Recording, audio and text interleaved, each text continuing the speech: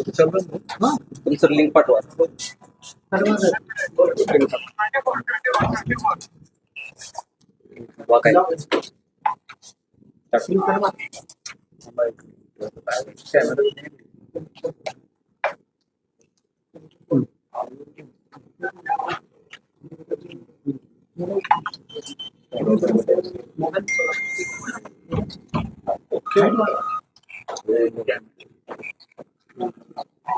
अजून कोणी येणार आहे? एक मिनिट सर, हो द्या हो द्या. 2 मिनिट फक्त ते ना, आता म्यूट केलं मी बोलताना. जेवण ऑर्डर करू. यस नाही तुम्हीच विचारायला सुरू करा डायरेक्ट. साहेब, आज शिंदे साहेबांची आपण गाठभेट घेतली. कसा प्रचाराचा शुभारंभ? आज उमेदवारांना घेऊन आदरणीय सुशीलकुमार शिंदे साहेब आणि सोलापूरच्या खासदार प्रणितांची भेट घेतली. त्यांचे आशीर्वाद घेऊन, शुभेच्छा घेऊन सुरुवात केलेली आहे. आज काँग्रेसकडे जागा आपण आता आपण अर्ज भरलेला, अर्ज दाखल कशी असते? महाविकास आघाडी म्हणून आम्ही लढणार आहोत. महाविकास आघाडीचे सर्व घटक पक्षांना घेऊन पुढे जाणार आहोत. भैया, खरं तर ही निवडणूक जी आहे ती बिनविरोध करण्याचं आवाहन पालकमंत्र्यांनी केलेलं होतं. नंतर काही हालचाली सुरू झाल्या. काँग्रेसचा अर्ज जो आहे तो बाद झाला. कुठेतरी निवडणूक लादली गेली असं देखील प्रतिक्रिया भाजपच्या नेत्यांनी दिलेली आहे. काय नक्की आपली भूमिका आहे? एकतर पहिली गोष्ट लोकशाही, आणि लोकशाहीमध्ये सर्वांना उभा राहण्याचा अधिकार आहे. आणि आव्हानं फक्त टीव्हीवरच बघितली आम्ही.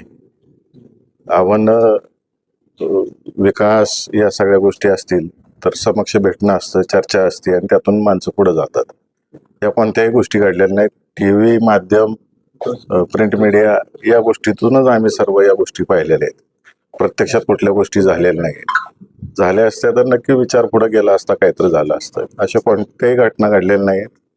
आणि मी माझ्या पक्षाचे राष्ट्रीय अध्यक्ष आदरणीय शरदचंद्रजी पवार साहेबांनी जो आदेश दिला तो शेवटच्या क्षणाला मी मान्य केलेला आहे. भैया, खरं तर भाजपच्या नेत्यांनी अशी देखील टीका केलेली की काही विघ्नसंतोषी लोकांनी ही निवडणूक लादलेली आहे.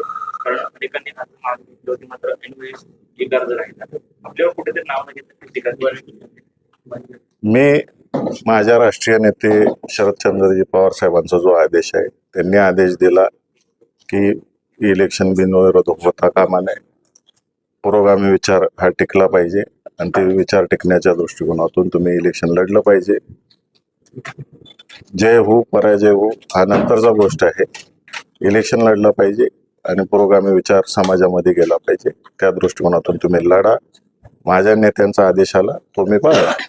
साहेब, आपल्या नेत्यांचा आदेश आपल्याच पक्षातल्या आमदारांना आलेला नाही का? कारण तो आदेश पळताना दिसत नाही. तर उत्तम जानकर जे आहेत ते विरोधी भूमिका घेतात की आम्ही या मतदारावर बहिष्कार टाकतोय आणि हा उमेदवार आम्हाला मान्य नाही आहे. त्यांच्या मागे कोण आमदार आहे नाव सांगा असं देखील ते आव्हान त्यांनी केलेलं आहे. काय नक्की झाले काय?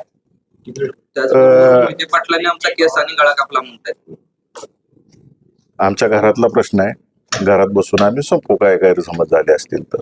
पण भैया, कुठेतरी असं आहे की त्यांचे जे चिरंजीव आहेत त्यांनी उमेदवारी अर्ज दाखल केला होता. यावरूनच त्यांची नाराजगी दिसते. खरं मगाशीच सांगितलं मी की आमचा घरातला प्रश्न आहे, आम्ही घरात बसून मिटवू. नाही, पण ते माध्यमांसमोर बोलतात की कुठेतरी प्रत्येकाची कामाची पद्धत वेगळी आहे. माझी पद्धत आहे घरातला विषय चव्हाट्यावर मांडायची नाही. घरात बसून संपवू आम्ही विषय. आपण असं म्हणालात की बिनविरोधचं आव्हान केवळ माध्यमांमध्ये आणि प्रिंट मीडियामध्ये पाहिलं, ऐकलं, वाचलं.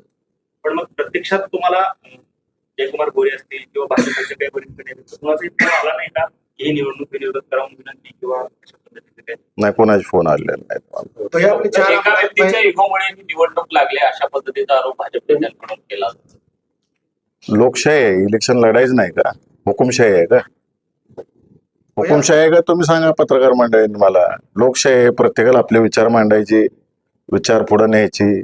माझ्या पार्टीचा विचार पुढे न्यायचा आहे, मला महाविकास आघाडीचा विचार पुढे न्यायचा आहे. मग त्यातून कोण लढायला अंतिम तयार झालं, कोण कोण माघार घेतलं, सगळं दुनियाने बघितलेलं आहे. भैया, काँग्रेसचा अर्ज बाद झाल्यानंतर तुमची बैठक झाली. त्या बैठकीत वसंत देशमुखांचं नाव एक फायनल झालं अशी चर्चा आहे. त्यावेळेस उत्तम जानकर असतील, अभिजित पाटील असतील किंवा तुमचे 2 अजून आमदार, त्यांना विश्वासात घेतलं नाही असं दिसून येते. सगळ्यांशी चर्चा करून सगळ्या गोष्टी झालेल्या आहेत. जो घरातला विषय तो आम्ही घरात सोपवू. भैया 4 आमदार आहेत. राजू खरे असतील, अभिजित पाटील असतील, नारायण आबा असतील, स्वतः उत्तम जानकर असतील. उत्तम जानकर म्हणतात आम्ही 4ही नाराज आहोत, कारण वसंत देशमुख यांच्या उमेदवारीवर ते नाराज. आता त्या प्रश्नाचं मी 4 वेळा उत्तर देऊन झाले तुम्हाला. आमच्या घरातला विषय आम्ही घरात बसून सोपवू. भैया महाविकास आघाडीचे समर्थक असलेले पक्ष म्हणून किमान नारायणआबा आधीच फॉर्म भरताना सोबत आलेले होते. धनंजय डिकोळे अर्ज माघारी घेताना भाजपच्या नेत्यांसोबत गाडीमध्ये आले.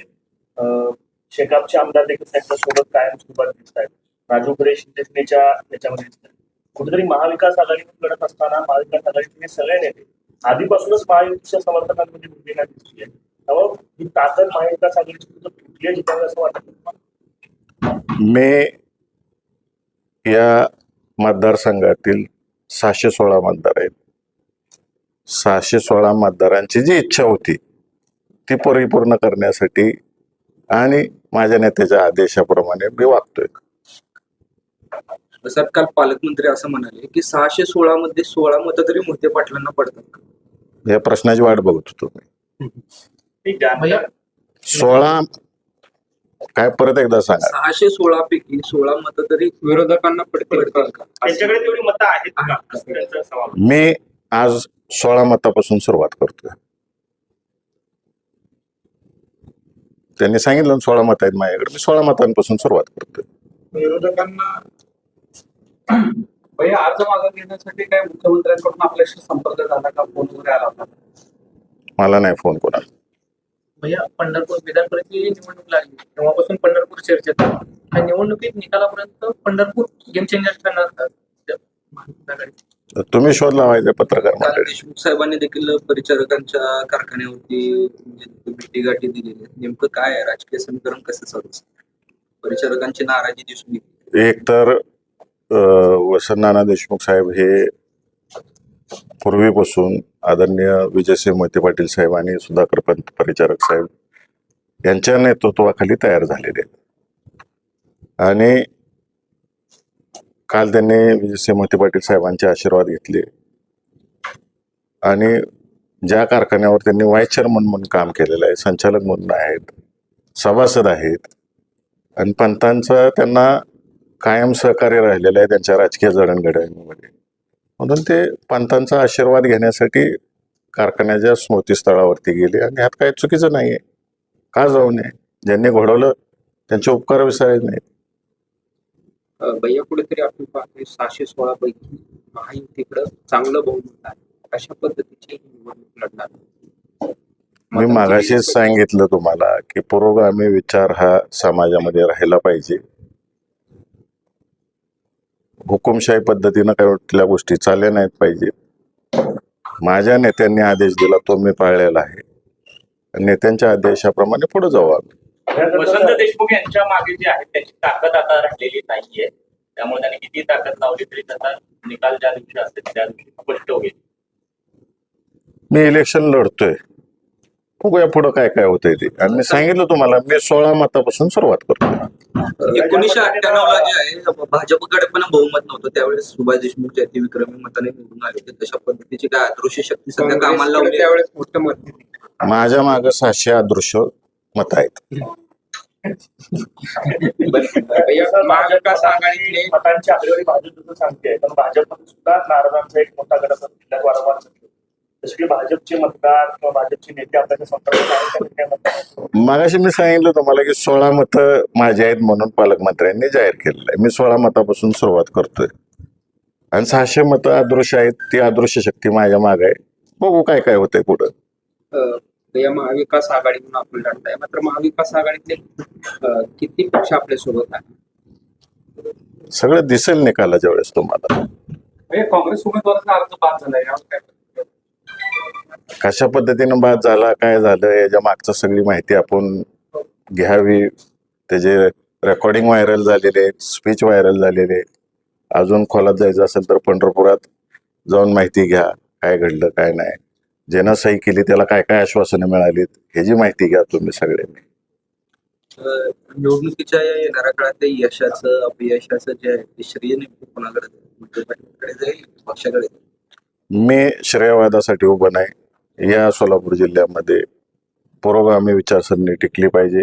हा जिल्हा सहकाराचा जिल्हा आहे, सगळ्यांना घेऊन जाणारा जिल्हा आहे.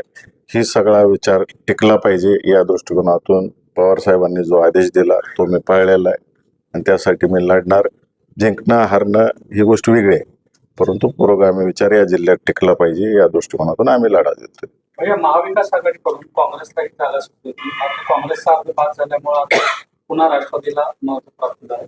मग कशा पद्धतीनं पाहताय काँग्रेसचा अर्ज पास झाल्याचं दुःख देखील आहे का तुमच्या मनात, किंवा महाविकास आघाडी निवडणूक होणार की फक्त राष्ट्रवादी म्हणून? सगळे म्हणून होणार, महाविकास आघाडी म्हणून होणार. काँग्रेस उमेदवाराचा अर्ज बाद केला जाईल कुठल्या ना कुठल्या कारणाने याची कल्पना तुम्हाला पहिलंच होती म्हणूनच तुम्ही राष्ट्रवादीचा अर्ज दाखल केला होता. AB फॉर्म्स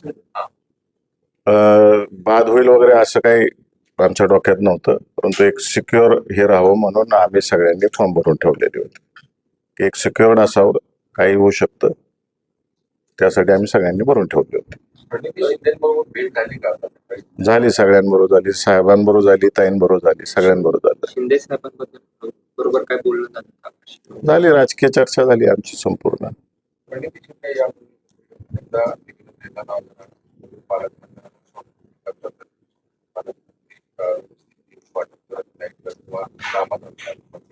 तसं तुम्हाला काय अनुभव आहे? आहेत, सगळ्यांनाच अनुभव आहेत. काय अनुभव? निधी जो काही कायद्यानं ठरवून दिलेला आहे त्या पद्धतीनं वाटप होत नाही या जिल्ह्यामध्ये.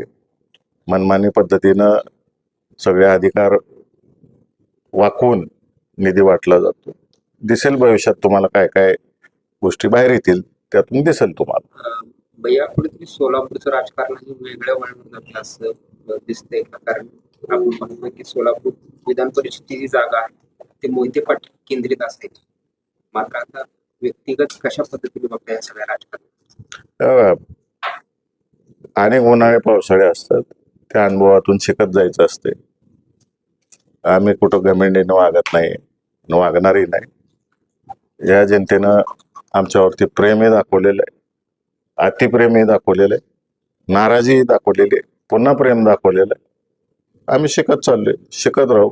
जनतेचा जो आदेश असेल या सोलापूर जिल्ह्यातला त्या पद्धतीने आम्ही काम करत राहू. भैया खरं तर रणजितदादांच्या उमेदवारीची देखील चर्चा काही दिवसांपूर्वी रंगलेली होती. या रणजितदादा स्वतः उभारण्याची देखील चर्चा होती. काही वेळेस हा निर्णय माघार घेतला चर्चा काय नक्की या सगळ्या गोष्टी माध्यमातूनच आलेल्या आहेत. दादा कधीही उभा राहणार नव्हते आणि हा विषयच नाही. भैया कुठेतरी वसंत देशमुख यांच्या विरोधात राजेंद्र राव यांची उमेदवारी आहे.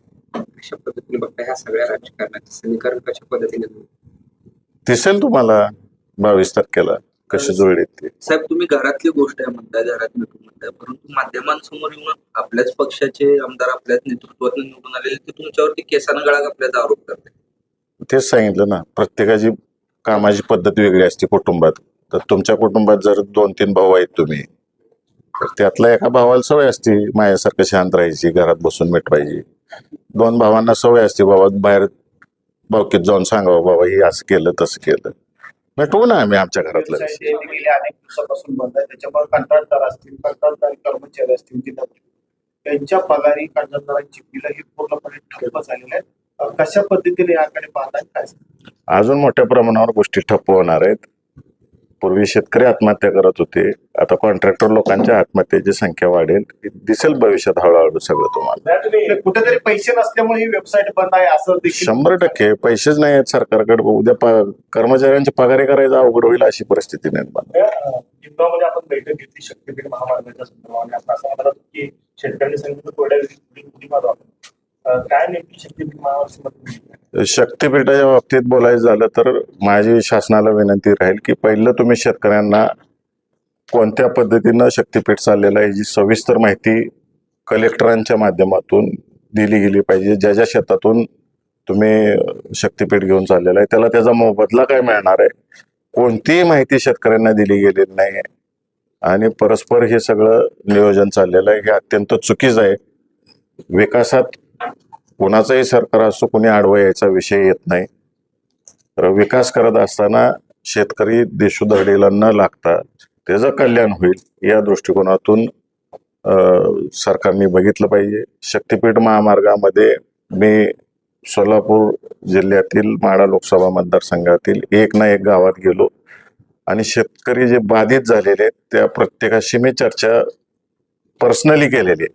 प्रत्येकाबरोबर वेळ घालवलेला आहे तिथं आणि त्यांच्याकडून समजून घेऊन मग या लढ्यात मी उतरलेलो आहे आणि मी शेतकऱ्यांबरोबर राहणार आहे. या शेतकऱ्यांवरती अन्याय होतोय. सगळं आता माळशिरस तालुक्यातलं निमगाव सारखं गाव आहे.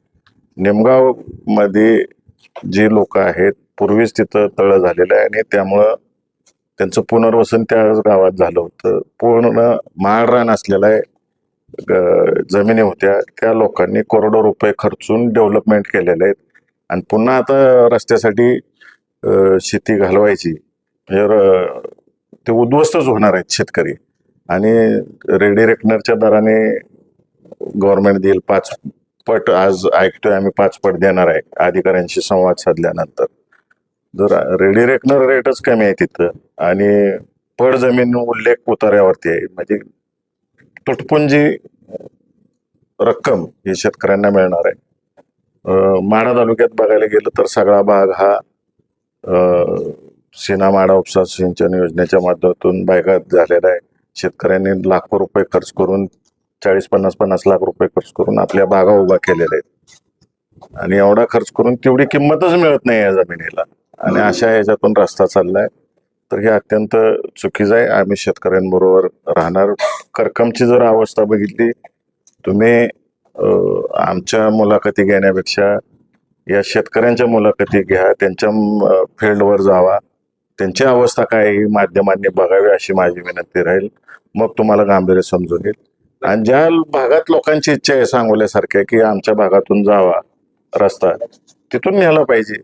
आत्ताचा जो रत्नागिरी नागपूर हायवे तोच किती रिकामा चालतो, त्याच्यातून पूर्ण टोल मिळतोय का, पैसे वसूल होतात का हे शासनाने बघा. आणि तोच हा रस्ता जर एक्सप्रेस दर्जा दिला आणि काय थोड्याफार अपग्रेडेशन केल्या तर विरोधी होणार नाही, जमिनी जाणार नाहीत नव्यानं. हा रस्ता 100% युटिलायझेशन मध्ये येईल. शासनाने तसा विचार करावा. मी या शक्तीपीठाच्या बाबतीमध्ये शेतकरी जी भूमिका घ्यायला सांगतील त्या पद्धतीने मी शेतकऱ्यांबरोबर राहणार. भैया, या विधान परिषद निवडणुकीमध्ये पहिल्या टप्प्यामध्ये आपली लढाई जी आहे, पहिला टप्पा जो आहे त्यामध्ये आपण 80 गट झाले महाविकास आघाडी. कारण आपल्याला कदाचित त्याची कल्पना असावी की काँग्रेसचा अर्ज भाग फॉर्म जो आहे तो राष्ट्रवादीने देखील अर्ज भरला. तो पहिला टप्पा होता आणि आता दुसरा टप्पा जो आहे त्यामध्ये देखील उत्तम जानकरांचा अंतर्गत विरोध हा कुठेतरी सत्ताधाऱ्यांना गाफील ठेवण्याचा हा प्रकार आहे का, असं देखील एक चर्चा होती. आमचा घरातला विषय आम्ही घरात संपू. काल अर्ज माघारी घेण्याचा दिवस होता. राज्यातल्या 14,000 ग्रामपंचायत त्यांच्या निवडणुका मागच्या अनेक महिन्यांपासून झालेल्या आहेत. त्यामुळे गावांचा विकास थांबलेला आहे. तुला 50,000पेक्षा जास्त ग्रामपंचायत कर्मचारी ज्यांचे पगार देखील व्हायला तयार नाही. राज्यातलं जे गाव आहेत, खेडेगाव आहेत, त्यांचा विकास कुठेतरी या सगळ्यांवर 100% ग्रामपंचायतीचे इलेक्शन वेळेत व्हायला पाहिजेत. नाहीतर गेले 5-6 वर्ष आपण बघितलेलं आहे इलेक्शन थांबल्यामुळं मोठ्या प्रमाणावरती अधिकारी वर्गाने कसा भ्रष्टाचार यात केलेला आहे. ग्रामपंचायती इलेक्शन अधिक काळ लांबवणं हे धोकादायक आहे. भारतीय लोकशाहीच्या दृष्टिकोनातून अत्यंत धोकादायक आहे. सोलापूर महानगरपालिकेमध्ये एमआयएमचे 9 नगरसेवक आहेत. आज आपली भेट झाली साहेबांसोबत. एमआयएमचे नगरसेवक देखील साहेबांच्या भेटला हो भेटले. तेही सगळे पहिल्या दिवसापासून संपर्कात आहेत की आपण काय असेल ते एकत्र पुरोगामी विचाराच्या दृष्टिकोनातून पुढे जाऊ. काल अर्ज माघारी घेण्याचा शेवटचा दिवस होता आणि 150 कोटी रुपये वाटल्याचा आरोप संजय राऊतांनी केलाय राज्यावर. झालं असेल. या 17 पैकी 6 ज्या जागा आहेत त्या बिनविरोध झालेल्या आहेत. प्रत्येक ठिकाणी मग अशा पद्धतीने पैसे वाटतात जे आहे तो संजय राऊत सातत्याने करतात. झालं असेल, शक्यता नाकारता येत नाही. मी बघितलं नाही तिकडचं काय, कारण मी आपल्या लोकसभेचं काय करायचं काय नाही या सगळ्या बैठकांमध्ये होतो. आपल्या सोलापूर जिल्ह्याच्या विधान परिषदेच्या बैठकात होतो. या विधान परिषद निवडणुकीमध्ये एमआयएम आपल्या सोबत असेल का किंवा त्यांच्याकडे काहींचं आश्वासन देण्यात आलं? ते आज सगळे बसणार आहेत आणि त्यांचा निर्णय आम्हाला कळवणार आहेत. भैया, काल कुमार गोरे असं म्हणाले की विरोधकांनी निवडणूक लावली ठीक आहे, पण पुढच्या निवडणुकीला ते उमेदवार उभा करण्याचं धाडस करणार या पद्धतीने मला एक दिवस द्या, माझ्याकडे किती मतं मला पडतील ते देखील आम्ही सांगू, असं एक आव्हान तुम्हाला दिलं. मी सांगितलं मागाशी, मी 16 मतापासून सुरुवात करतोय. भैया आपण पाहतोय की करमाळा असेल, सांगोला असेल, मंगळवेढा असेल, पंढरपूर असेल, या ठिकाणी स्थानिक आघाड्या आहेत. महाविकास आघाडी सोडून स्थानिक आघाड्या आहेत, त्यांची मतं आहेत, त्यांना कसं पद्धतीने कन्व्हिन्स? सोलापूर जिल्ह्यातील जनता सगळं बघते आणि जनतेचा दबाव कुठं ना कुठं असतो सगळ्यांवरती. त्याचं मताच्या रूपातून दिसून येईल. मला या जिल्ह्यात पुरोगामी विचार टिकवायचा आहे. माझ्या नेत्यांनी जो आदेश दिलाय तो टिकवायचा आहे. त्या आदेशाप्रमाणे मी वागतोय.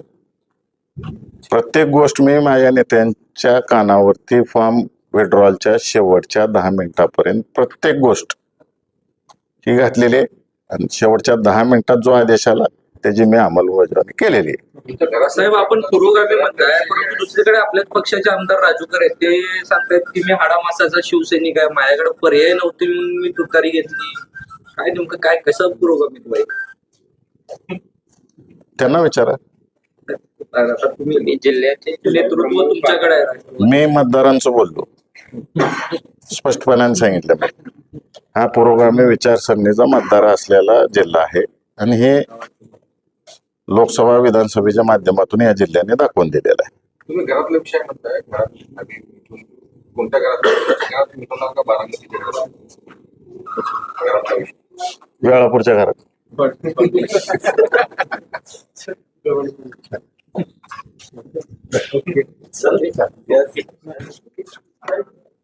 नाना, खरं तर निवडणूक आता लागलेली आहे, शेवटच्या क्षणापर्यंत तुम्ही अर्ज माघारी घेणार अशा पद्धतीची चर्चा सुरू होती. काही पद्धतीचं बोलणं तुमचं सत्ताधाऱ्यांशी झालं का? कोणाचा फोन आला होता? काही दबाव होता का तुमचा? नाही, दबाव वगैरे काही नव्हता, चर्चा चालू होती. पण मी त्यांना सांगितलं होती की आम्ही विचार करून एक जणाचा अर्ज कोणास तरी ठेवणार आहे. तुमचे व्याही आहेत उज्ज्वल निकम, अशा पद्धतीची सुद्धा चर्चा चालू होती. कौटुंबिक कुठेतरी दबाव आणण्याचा प्रयत्न चालू होता, अशा पद्धतीची माध्यमात त्यांचा फोन पण नाही आणि ते त्यांच्या पक्षात आहेत, मी माझ्या पक्षात आहे. इथे काही कुटुंबाचा काही संबंध येत नाना,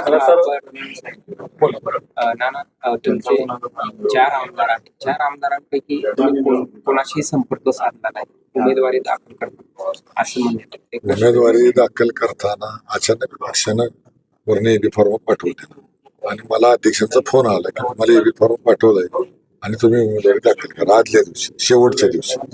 ते एक दिवस कागदपत्र गोळा करणं सगळे ह्यात कुणाला संपर्क साधणार? आधी आपण अर्ज दाखल करून नंतर संपर्क साधू. त्यानंतर पण 2 दिवस गेले, तुम्ही त्यांना कल्पना होते ना, जानकर साहेब होते, त्यांच्यावर आमची 2-3दा चर्चा झाली, मिटिंग भेट झाली आमची. पण उत्तम जानकर तुम्हाला थेट विरोध करताना दिसून येत आहेत तुमच्याच पक्षाच्या. नाही, मला माहिती मी काय त्यांनी ऐकलं नाही. आज स्टेटमेंट दिलेलं आहे त्यांनी की आमचा वसंतदानांना पाठिंबा नसणार आहे, आम्ही त्यांना मतदान करणार नाही, आम्ही निवडणुकीवर बहिष्कार करू. ठीक आहे, बघू, आम्ही भेटून विचारतो. आपण कुठेतरी त्यांचे जे चिरंजीव आहेत जीवन जानकर त्यांचाही उमेदवारी अर्ज मग त्यांनी ठेवला असता तर मी काढला असता, त्याचा काही विषय नव्हता. अशी त्या बाबतीत चर्चा झाली नाही का, कोणाचा अर्ज ठेवायचा, कोणाचा काढायचा? ते झाली होती ना, नंतर काही संपर्क झाला नाही, सगळे झाले सोलापूरला. मला ज्या वेळेला कानावर आलं की सगळ्यांनी अर्ज काढल्यानंतर थांबलो अर्ज काढला. नाना, भाजपकडून काय संपर्क झाला होता अर्ज माघारी घेण्यासाठी? चालतं, काय सगळेच मित्र आहेत माझे, बरेच आमदार आहेत, सगळ्यांनी मला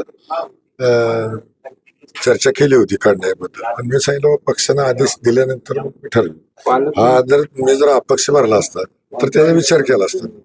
पालकमंत्री म्हणतात की संपर्क करण्याचा प्रयत्न केला मात्र झाला नाही, असं काय? नाही, झालं की बोलणं झालं, सगळेच झाले, माझं कोणाच राहील नाही. काय आश्वासन दिलं? आणि मी काय मोबाईल पण ठेवून बसत नाही, त्यामुळे काय तुमचा काल मोबाईल पण बंद होता. काय 2:30 नंतर बंद केला. ज्या वेळेला सगळ्यांनी अर्ज काढले म्हणल्यावर मी बंद केला. काय प्रेशर वाढत होतं? कशाला आपण चर्चाच करायची नाही म्हणलं, चालू कशाला ठेवलं. एकूण तुमचा जो मतदार आहे त्यांच्यामध्ये कशा पद्धतीचं वातावरण तुम्हाला दिसतंय सर? आता गेल्याशिवाय काय कळणार? मी आता सुरुवात केली, आजच सुरुवात केली. पालकमंत्र्यांसोबत काय चर्चा झाली होती? काय त्यांनी काय आश्वासन काही त्याला आश्वासन वगैरे नाही, बिनविरोध करूया आपण, तुम्ही सहकार्य करा म्हणले होते. पण मी त्यांना सांगितलं होतं की आपण पक्षाच्या वतीने भरलेला आहे, त्यामुळे मला काही काढायचा अधिकार नाही. तुम्ही वरिष्ठांची चर्चा करा, पक्षाकडून मला आदेश आला तर मी काढेन. सुधाकर पंतांचे तुम्ही निष्ठावान म्हणून ओळखले जातात, मात्र आता प्रशांत परिचारक कुठेतरी उमेदवारी नाही मिळाली म्हणून नाराज आहे. त्यांच्याशी काही संवाद झाला? प्रशांत नाही, परिचारकांचा त्यांचा माझा काही पर्सनली संवाद झालेला नाही. त्यांचा पाठिंबा मिळेल का? काय मागणार आता ते त्यांनी ठरवायचं, आम्ही काय मागणार आहे त्यांना. नाही, पांडुरंग परिवार म्हणून तुम्ही एकत्र काम केलेलं आहे होय. मग त्या संदर्भात काय बोलणार? नाही, अजून तर नाही, काल तर विषय संपणार आहे, लगेच कसं बोलू? खरं तर नागेश भोसलेंमुळे काँग्रेसच्या उमेदवारांचा अर्ज हा बाद झाला होता अशा पद्धतीची चर्चा आहे. कशा पद्धतीने काही योग्य वागलं नागेश भोसले? आता मला काहीच माहित नाही, लोक फार दोस्त आहेत नागेश भोसले आणि फतेपूर. आता ती दोघंही सांगतात माझं खरं आहे, मग आता कुणाचं खरं आहे त्यांनाच तुम्हाला माहिती. काय वाटतं महाविकास आघाडीचे घटक आहेत कोणाचं खरं वाटतं त्यांना? आता ती दोघंही खरं बोलतो म्हणते. आता मी आता ते दोघं पण माझे पण मित्र आहेत, आता मी कोणाला नाव ठेवतो? शिवसेना शिंदे पक्षाचे पण चांगले सदस्य आहेत, त्यांच्याशीच काय संपर्क करणार आहे का? सगळ्याशी करणार आहे, भाजपच्या पण करणार. ते मतदार आहे, त्यांना मत मागणं काम आहे माझं उभं राहिलं. पालकमंत्र्यांनी काय म्हणलं की आमच्याकडे म्हणजे टोटल 616 मतदार आहेत, 16 देखील मतदान पडतील का? असं काही 616 पण त्यांचे आहेत, पण आम्ही मत मागतो ना, किंवा त्यांच्याकडे आहेत म्हणून मत मागायचं असं आहे. तुम्ही कसं म्हणजे जाणार प्रत्येक मतदाराला भेटणार, हात जोडणार. बाबा मी काय मोकळा माणूस आहे म्हणून सांगणार, तुम्हाला दिलं तर बरं होईल, दुसरं काय. भगीरथ बाटकींना पण तुम्ही भेटणार आहात का? त्यांची मतदार आहे त्यांना भेटणारच, त्यांचे भाऊ आहे, त्यांचे मंडळी आहे, त्यांना भेटणार दोघांना. मतदाराला भेटलंच पाहिजे. पंढरपूर समीकरण चांगलं असं वाटतं. बघूया, आता प्रयत्न करायचा आमचं काम. निकाल काय अपेक्षित? मग आज कसं सांगणार निकाल? आता पालकमंत्र्यांनी सांगितलंय का, तुम्हाला कसं काय विचार? मी काय त्यांच्या एवढा मोठा नाही निकाल सांगायला, फार लहान माणूस आहे, मी जिल्हा परिषद सदस्य आमदार राहिला. एवढ्या मोठ्या माणसाला मी क्रॉस करू शकेन.